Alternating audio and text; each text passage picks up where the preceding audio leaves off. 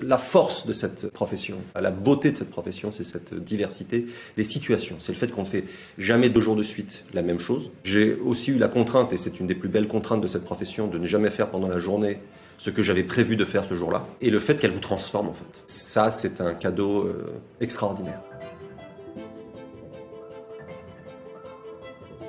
En fin de 2e année, j'ai fait un stage dans un cabinet d'avocats et là, j'ai vu la profession dans son exercice le plus concret. J'étais rien. J'étais un étudiant de deuxième année. J'étais probablement plus une contrainte pour eux qu'autre chose. Il y avait une forme de considération qui était donnée, donc on se sentait un peu utile.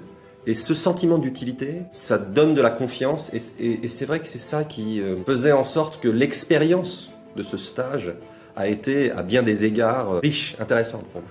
Est-ce que j'ai su que c'était une profession qui était faite pour moi immédiatement? Je ne sais pas. Mais en tout cas, le désir d'aller vers cette profession est né à ce moment-là, très précisément, je m'en souviens.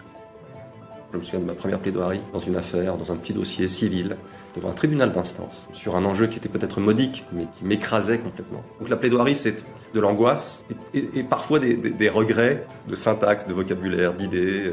C'est presque un matériau vivant, une plaidoirie. Ceux qui m'ont tellement appris, ce sont mes clients.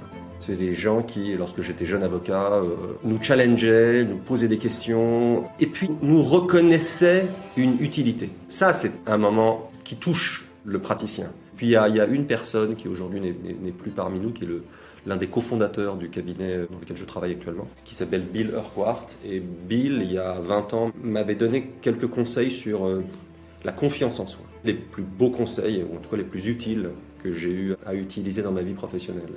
Et je lui serai pour toujours reconnaissant. Si on a été utile, ça contribue à mon bonheur civique. Voilà, c'est ça qui compte. Donc je ne serais pas capable de prendre dans un tube à essai une affaire en disant celle-ci parmi d'autres. C'est plutôt le sentiment diffus que nous avons d'essayer de corriger des injustices, de faire en sorte qu'une parole soit entendue, pas seulement devant une juridiction correctionnelle, même devant un régulateur économique, même devant une chambre spécialisée en matière commerciale, et qu'on préserve des équilibres. Et ça, c'est important. Ça, c'est très important. Donc peut-être que la prochaine affaire sera la plus importante. Probablement d'ailleurs. La prochaine affaire sera pour moi la plus importante.